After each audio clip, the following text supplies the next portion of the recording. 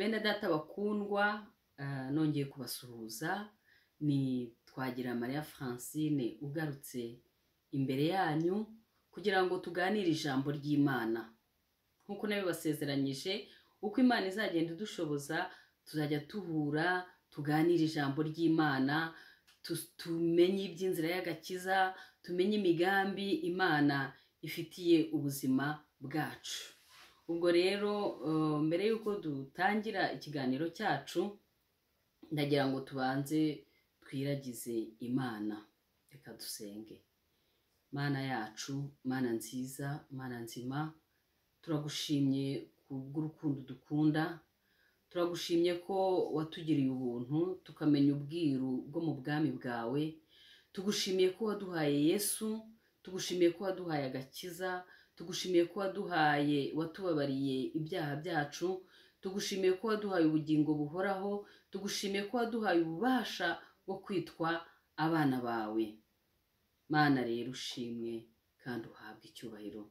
Aka kanya turi imbere y'ubwiza bwawe, tugiye gusangira ijambo ryawe na bene data, kugira ngo Mwami iryo jambo icyo waritumye rigisohoze mu buzima bwacu, kubw'icyubahiro cy'izina ryawe, mu izina rya Yesu, amen. Ubushize rero twari twabonye ukuntu umuntu asobanukirwa umugambi Imana imufiteho. Ikindi twari twabonye intambwe umuntu atera. Izo ntambwe umuntu atera twabonye ko ari intambwe enye. Intambwe ya mbere twabonye ko umuntu agomba kumenya agasobanukirwa ko Imana yamuremye imukunze kandi ifitiye imibereho ye imigambi itangaje. Intambwe ya kabiri twabonye ko umuntu agomba kumenya ko ari umunyabyaha. Iyo umaze kumenya ko uri umunyabyaha kandi Imana yacu ikaba ari iyera, ibyaha byacu akaba ari byo bidutandukanya nayo, ubona imbogamizi. Ariko muri iyo mbogamizi twabonye ko icyo kibazo Imana yaduhaye umuti. Uwo muti yaduhaye ni Yesu. Twabonye ko intambwe ya kane ari ukwakira Yesu nk'umwami n'umukiza.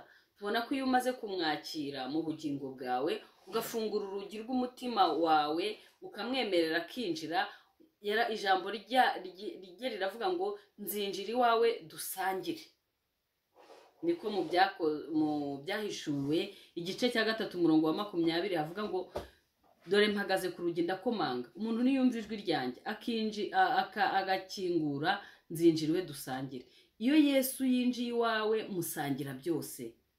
Abana nawe mu byago no mu makuba, abana nawe mu munezero, abana nawe mu gahinda, abana nawe mu burwayi, abana nawe mu marira, musangira byose. Noneho ngo umugambi w'Imana twasanze ko ngo nuko yaje kugira ngo tubone ubugingo kandi tubone ubugingo bwinshi. Ni ubugingo muri aspect zose z'ubuzima bwacu, ubugingo bunesha. Kandi iyo tumaze kwakira Yesu, ngo abamwizeye ngo yabahaye ubushobozi bwo kwitwa abana b'Imana. Duhindura umuryango. Imana ituvana mu bwami bumwe ikatujyana mu bundi, ituvana mu muryango umwe ikatujyana mu wundi. Twinjira mu muryango w'abana b'Imana. Ntabwo ari ibyo ngibyo gusa, ahubwo Yohana wa mbere yarongeye aratubwira ati ndabibandikiye mwebwe abizeye izina rye, ngo mumenye ko mufite ubugingo buhoraho. Ufite uwo mwana afite ubugingo buhoraho, ngo naho udafite uwo mwana nta bugingo afite. Murumva rero ni iby'igiciro bene data kumenya ziriya ntambwe enye. Ni iby'igiciro kugira Kristo mu buzima bwacu, kuko nibwo tubasha kubaho mu migambi Imana yaturemeye. Uyu munsi rero turakomeza noneho tureba uburyo Imana idutoranya n'uburyo Imana iduhamagara. Umutwe w'ijambo nifuje ko dusangira uravuga ngo gutoranywa no guhamagarwa n'Imana. Gutoranywa no guhamagarwa n'Imana. Ndagira ngo dusangire ijambo ry'Imana riri muri Yeremiya igice cya mbere kuva ku murongo wa 5. Yeremiya igice cya mbere kuva ku murongo wa 5.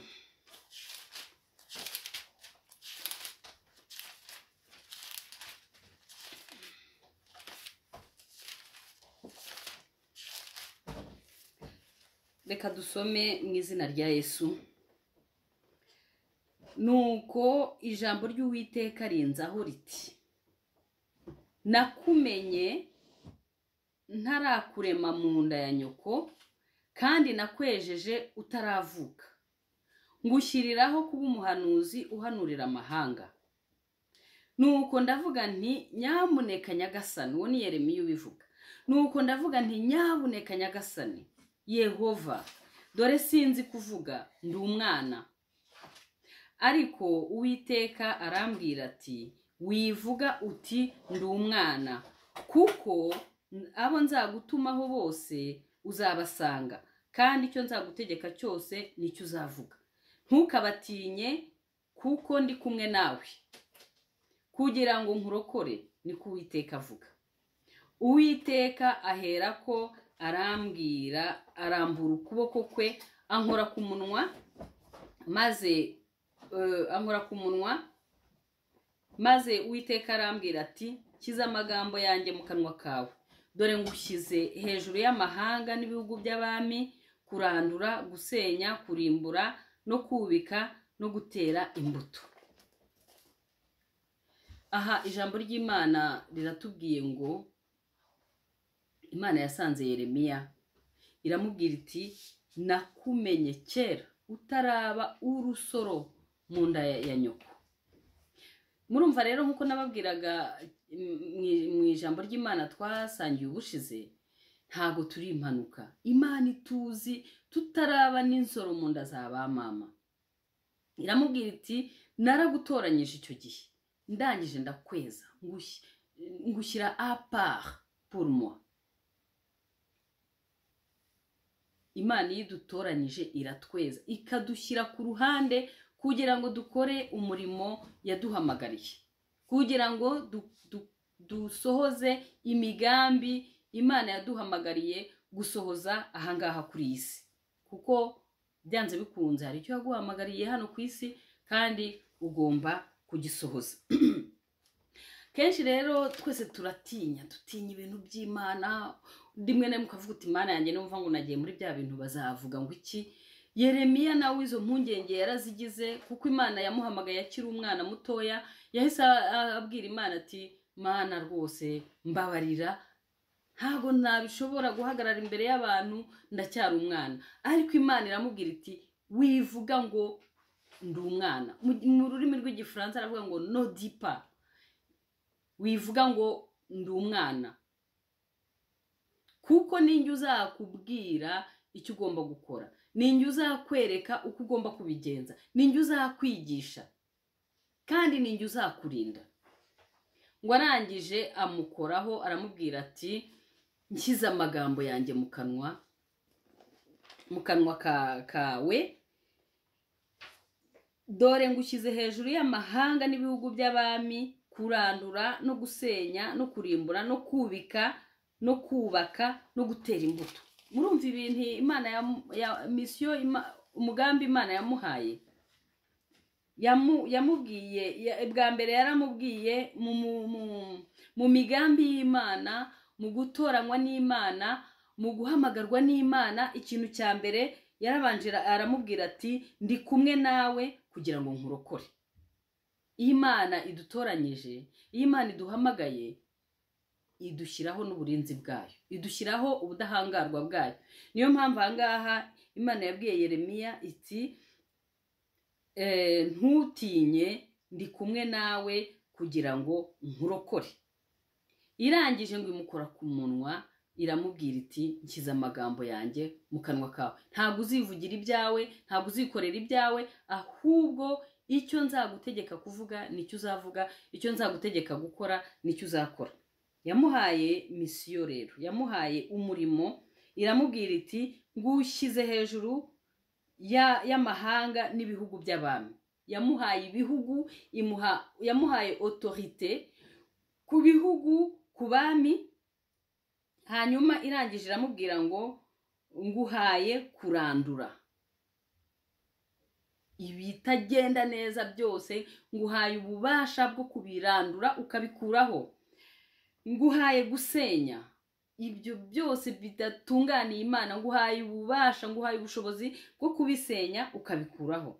Nguhaye kurimbura no kubika, ukabirimbura ukabimaraho ukabyubika, no kubaka no gutera imbuto. Noneho arangije gusiza, arangije gukuramo urwira, arangije gukuramo imyanda, arangije gukuramo ibitanezeza Imana byose, Imana noneho imuha n'ububasha bwo gutera imbuto nziza, imuha ububasha bwo kubaka ubwami bw'Imana. Mbere yuko nkomeza ndagira ngo mbahe ubuhamya bwanjye ho gatoya. Navukiye mu muryango w'abakristo muri Kiliziya Gatolika. Twarezwe n'ababyeyi baturerera mu murongo ugororotse, badukundisha gusenga. Noneho ngize imyaka 13 papa wanjye yaje kurwara. Noneho muri katesheze bari baratwigishije ko iyo umuntu avuze dawe uri mu ijuru, ikintu cyose asabye Imana, Imana irakimuha. Ubwo naragiye njya muri toilette, ndapfukama mvuga dawe uri mu ijuru.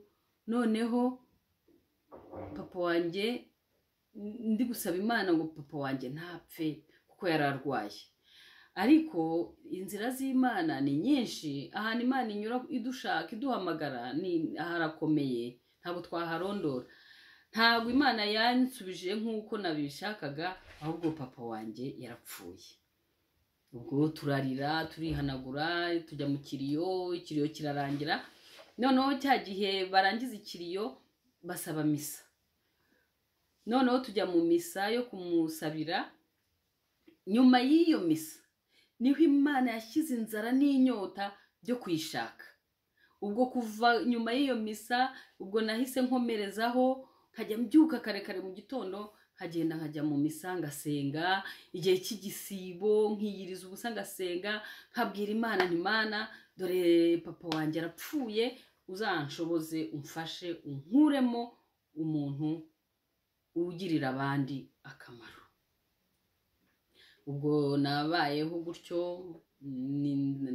nigaga mu mashuri abanza. Amashuri abanza nyarangije, naje gutsinda ikizamini cya leta, njya kwiga i Remera Rukoma. I Remera Rukoma rero cyari ikigo cy'abaporoso. Mu gitondo twarasengaga, mbere yo gutangira ishuri twarasengaga, tugasoma ijambo ry'Imana.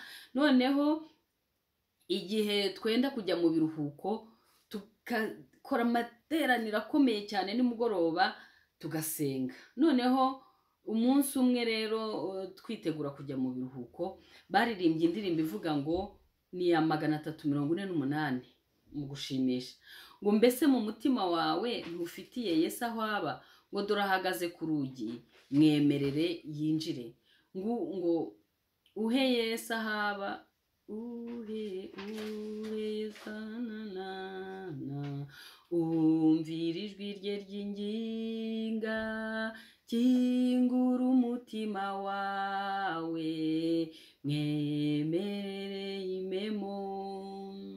Naho igitero cya 4 cyaravugaga ngo uhe Yesu ahaba none, kuko iminsi yita vuba, udatungurwa n'urupfu ryajwi rigaceceka. Urumva nari umunyeshuri, ibi bintu byo gusenga hari abo twabihariye usenga ariko umeze nka Nikodemu nyine, ari ugusenga Yesu rwihishwa, udashaka kujya muri ibyo bintu by'abarokore. Wumvaga ari ibintu by'abasazi by'abarokore. Ariko iyo ndirimbo, icyo gitero cyankoze ku mutima, ndarira, bahamagara abantu bo kwihana. Nubwo nasengaga, ibyo kwihana ntabwo nari mbizi, navugaga ishapure, ngakora igisibo, ariko ibyo kwihana no kwakira Yesu ntabwo nari mbizi. noneho ubwo bahamagaye abantu bajya kwihana imbere. Umuntu wari wigishije yari umugerante w'icyo kigo, yari umurokore, twari n'inshuti. Nuko ubwo arangije nyine ahamagara bajya kwihana, nanjye ndahaguruka ndagenda ndihana, ariko birangirira aho ngaho. Nyuma yaho nari ndi mu mwaka wa nyuma ndarangiza. Maze kurangiza bisa nkaho byarangiriye aho, kuko ntago nakomeje, nagumye muri ka kamenyero kanjye ko gukunda Imana, ko gusenga, ko kuvuga ishapure, ko kujya mu misa. Nuko ubwo rero nyuma yaho ubwo intambara iza kuba, iriya ntambara yo muri 1994. Muri iyo ntambara byari ibintu biteye ubwoba. Nongeye kwibuka Imana, ndavuga nkajya nsenga, ngasengera muri Zaburi. Nakundaga gusengera muri Zaburi, nkajya nsenga ngasenga nkavuga nti Mana, amacumu n'imiheto bivunagure, kandi Mana nundinda nzagukorera. Ubwo intambara rero yaje kurangira rwose, Imana iraturinda, tuyisohokamo amahoro. Nyuma yaho rero intambara irangiye, naje gushaka. Maze gushaka, Imana iratugerageza. Nkuko nababwiye ngo Imana igira inzira nyinshi inyuramo ishaka umuntu. Rimwe narabyukaga, ubundi nkabivamo. Nuko ubwo naje gushaka rero. Maze gushaka, intambara irangiye, Imana iratugerageza. Ibintu byose twari dutunze bivaho. Bimaze kuvaho, ubwo hari ahantu Dawidi yavuze ati Mana ubare kurorongotana kwanjye. Najyaga nkunda no kugenda nkajya mu kiliziya, insengero zari zigifunguka. Igihe cyose ushakiye ukagenda ugasenga. Nakundaga kugenda nkajya nko kuri Sainte Famille ngasenga, cyangwa nkajya kuri Saint Michel ngasenga. Nari nzi gusengera muri Zaburi. Noneho rimwe ndimo ngenda mu mujyi, najyaga ncara ku nkuru nziza, nkumva bari gukubita umuziki. Nuko ariko ntago byankururaga cyane. Nyuma nza guhura n'umudamu w'inshuti yanjye, twari twarabanye, ariko nyuma tuza gutandukana. Nyuma rero duhurira aho mu mujyi, aramfata ati ngwino tugende ku nkuru nziza, haba ibihe byiza. Ariko numvaga ndushye nyine, naniwe. Ubwo ndagenda njya ku nkuru nziza, barigisha, bigishije ijambo rivuga ngo abarushye n'abaremerewe muze munsange ndabaruhura. Ubwo rero nanjye nari ndushye, ariko kuva icyo gihe Yesu yaranduhuye. Nibwo nongeye kubyuka, ndongera nakira Yesu nk'umwami n'umukiza.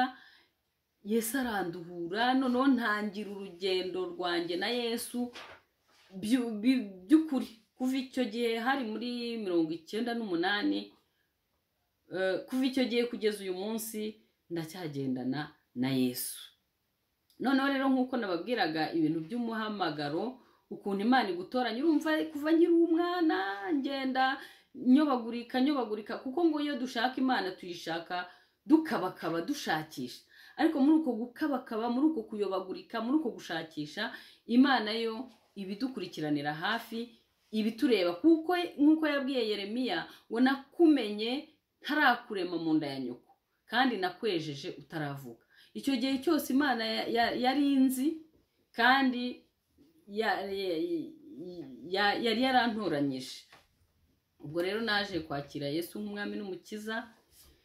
Ariko muri ubwo bwana, muri uko gusenga, numvaga mu mutima wanjye nanjye nsaba Imana ngo Mana nanjye uzampe gukora ikintu nyine kigirira abandi akamaro, kuba uw'umumaro. Nicyo kintu nasabaga Imana, nzigirira umumaro kandi ngirira umumaro abandi. Ubwo rero aho ku ishuri nakundaga ibintu by'Abakroix Rouge, nari umutabazi. No ku ishuri banyitaga ngo Croix Rouge. Noneho muri uko Imana inshakisha, Imana n'ibyo dukundira bizi. Yarambwiye iti mwana wanjye, ntago ubu ngubu ndashaka ko none uzaba Croix Rouge mu buryo bw'umwuka, uzajya utabara roho z'abantu. Nuko ubwo Imana twakomejanyije urwo rugendo. nk'uko muri ntuza mu baroma havuga, abaroma igice cya 8 kuva ku murongo wa 28.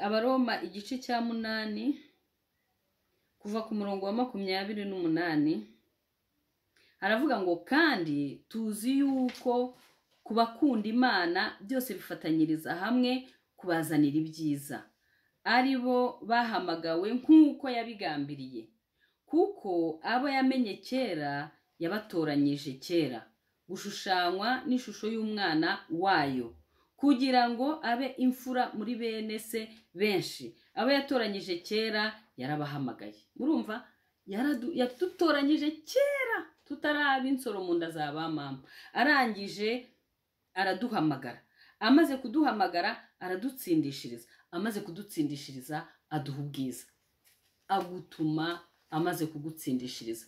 Ubwo kuva muri 98 twatangiye urugendo, twahuye n'intambara zikomeye. Imana irakwigisha nyine, ntabwo yagutsindishiriza itakwigishije. Ikwigisha kwambara, ikakwigisha kwambara ubusa, ikakwigisha gukena, ikakwigisha gukira, ikakwigisha guhaga, ikakwigisha gusonza, ikakwigisha gukundwa, ikakwigisha kwangwa, ikakwigisha ibintu byose. Ariko muri ibyo byose, muri izo nzira zose kunyuzamo, ngo iragutsindishiriza. Ntago nigeze mbona umukiranutsi aretswe. Nanjye ntabwo Imana yigeze indeka, yanyujije mu mashuri menshi ashoboka, ariko yarantsindishirije. Haleluya. Imana yacu rero ishimwe kandi habwe icyubahiro. Abantu benshi bakunda kuvuga ngo ngewe ngo Yesu ngo yansanze ngo mu byaha, yansanze ndi umusinzi, yansanze ndi umusambanyi. Ndashimira Imana ko Yesu yampaye ababyeyi banderera mu murongo ugororotse, bandera neza. Ibyo byaha ntabwo nigeze mbibamo, ariko narasengaga, ariko ntabwo nari narakiriye Yesu nk'umwami n'umukiza wanjye. Nagize amahirwe naho ku nkuru nziza, ndererwa mu maboko y'abapasiteri, barandera neza, banyigisha inzira y'agakiza, baranyekipa, barankuza rwose, banyigisha gukunda Imana, banyigisha gusabana n'Imana, banyigisha kugendera mu bushake bw'Imana, banyigisha kuyubaha, banyigisha neza. Ubu rwose ndashimira Imana ko nshikamye muri iyo Mana. Imana yampaye amahoro, Imana yampaye agakiza, Imana yampaye gukunda, Imana yampaye kubabarira, kuko muri ibyo byose duhura nabyo, ibigukomeretsa biba ari byinshi, ariko Imana kuko ifite umutima w'imbabazi iguha gukunda kandi ikaguha no kubabarira. Ndashima Imana rero ko yamenye kera nk'uko yabibwiye Yeremiya, iti nakumenye kera ndagutoranya nkwereza kunkorera. Nanjye ndayishima ko muri ayo magana menshi y'abanyabyaha nanjye yarantoranyije ngo mbe inshuti ye. Kandi nari ingeso nziza rwose, nari umwana mwiza. Ariko ijambo ry'Imana mu Befeso igice cya 2 kuva ku murongo wa 8 n'uwa 9 haravuga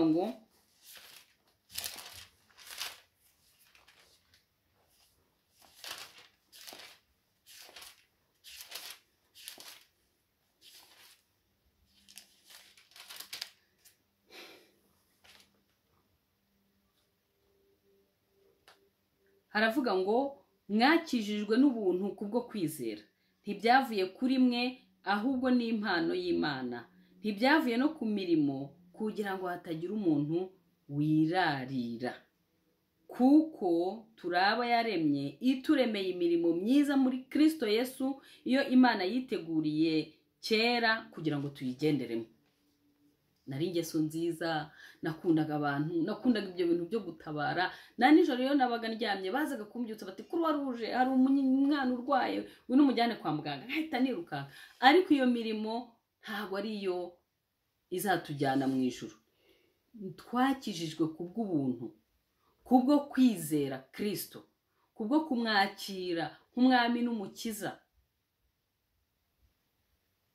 Noneho ya mirimo myiza dukora tugomba kuyikorera muri Kristo Yesu, kuko niho Imana ni muri we yayiremeye kugira ngo tuyigenderemo.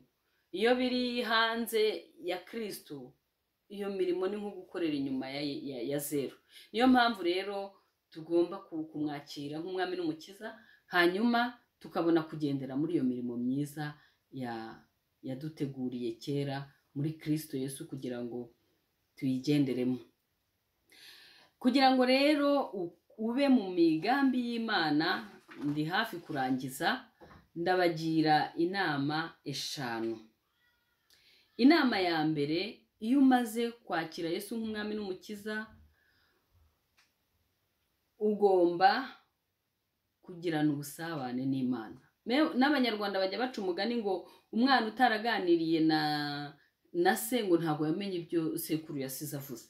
Natwe rero tugomba kugirana ibihe n'Imana, tugasenga kugira ngo tubashe kumenya no gusobanukirwa ya mirimo myiza Kristo Imana yaremeye muri Kristo Yesu kugira ngo tubashe kuyigenderamo, kugira ngo tubashe gusobanukirwa imigambi, ubashe kumenya icyo Imana yaguhamagariye gukora.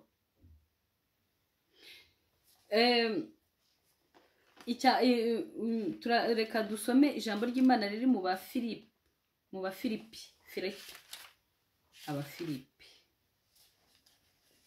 Abafilipe igice cya 4 umurongo wa 6, ngo ntimukagire icyo mwiganyira, ahubwo ibyo mushaka bimenywe n'Imana, mubisabiye mubyingingira kandi mushima. Muri ya communion avec Dieu, muri ya relation intime avec Dieu, nibwo Imana igenda iguha guhishurirwa, nibwo Imana igenda iguha kwerekwa, ikakwereka imigambi, ikakwereka inzira ukwiye kunyuramo, ikakugira inama. Muri Yesaya aravuga ngo nujya guca iburyo cyangwa ibumoso, uzajya wumva ijwi riguturutse inyuma rikubwira ngo dore inzira ukwiye kunyuramo ni iyi ngiyi. Ariko iryo jwi ntabwo waryumva udafitanye ubusabane n'Imana. Iyo niyo nama ya mbere nakugira. Inama ya mbere ni ugushakashaka uburyo wagirana ubusabane n'Imana. Icya kabiri, inama ya kabiri ni ugushyira mu bikorwa iby'ijambo ry'Imana ritubwira. Reka tubirebe muri Luka igice cya 6, muri Luka igice cya 6 kuva ku murongo wa 46.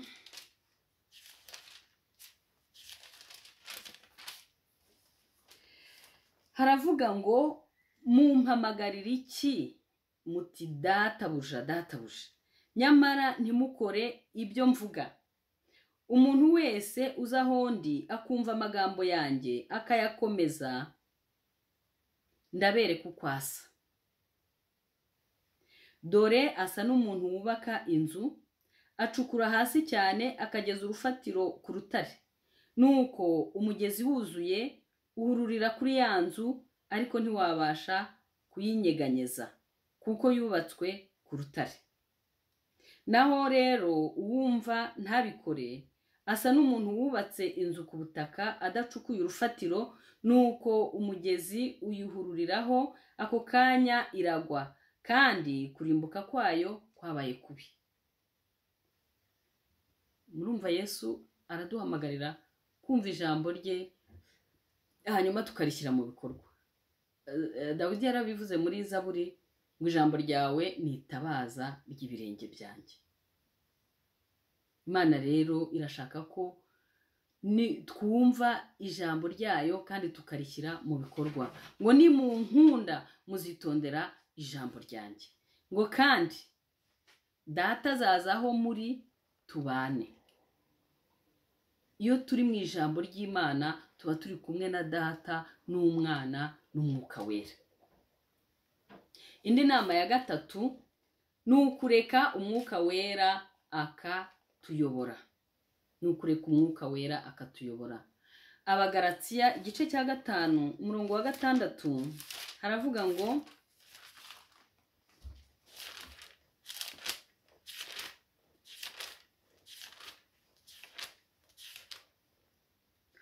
Abagalatiya igice cya 5 umurongo wa 16 haravuga ngo ndavuga nti muyoborwe n'umwuka kuko ari bwo mutazakora ibyo kamere irarikira.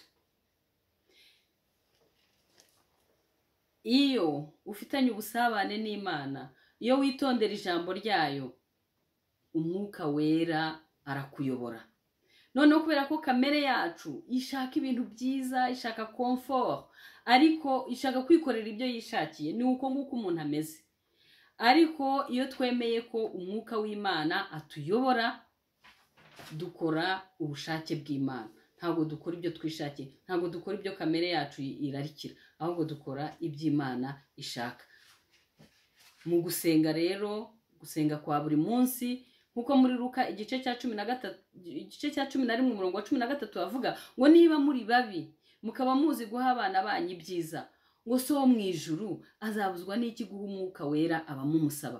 Reka dusabe Umwuka Wera kugira ngo atuyobore, kugira ngo dushoboze kugendera mu nzira y'Imana no gukora iby'Imana ishaka no gusohoza imigambi, kuko Umwuka Wera niwe udushoboza gusohoza imigambi y'Imana muri twebwe.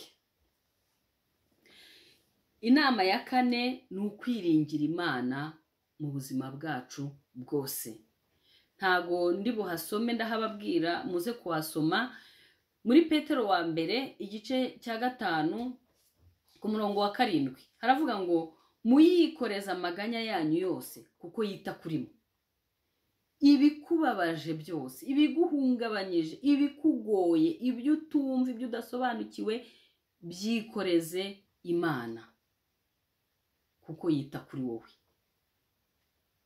Nta kintu na kimwe idashoboye, nta kintu na kimwe idafitiye igisubizo.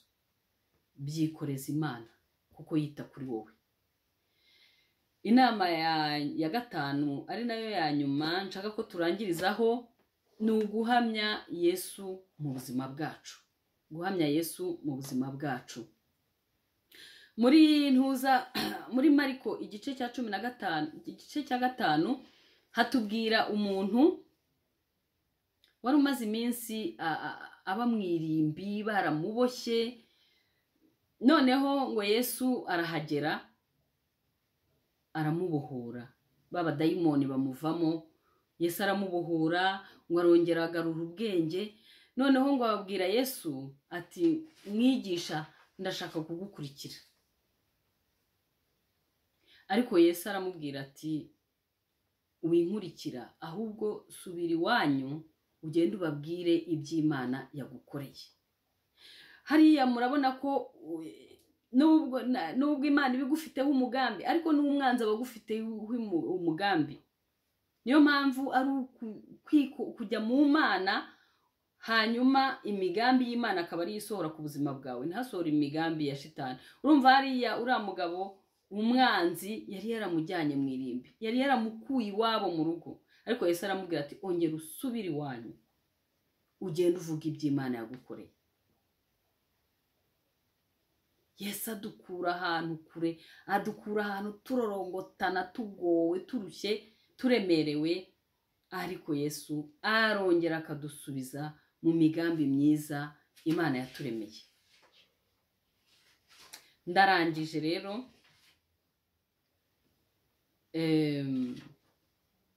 Nkuko twatangiye nababwiye ko Imana iragutoranya, yamara kugutoranya ikaguha appel, iguha umuhamagaro. Uwo muhamagaro rero yo mu bitekerezo byayo uba urimo kuva kera, igushyira apart, irakweza, ikakwereza imirimo myiza yaremeye muri Kristo Yesu kugira ngo uyigenderemo.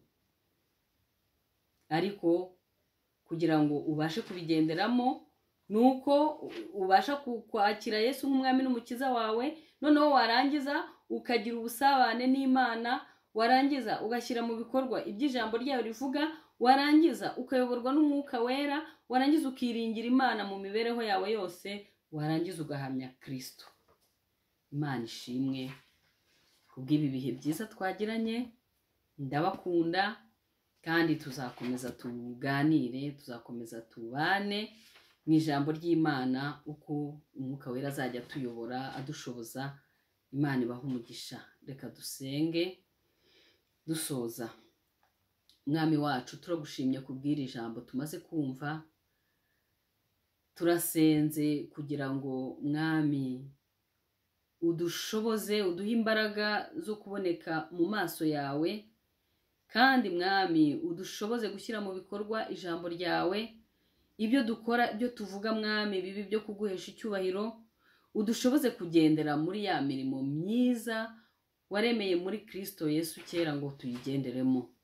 Ndagushimye rero ko ukomeza kubana natwe.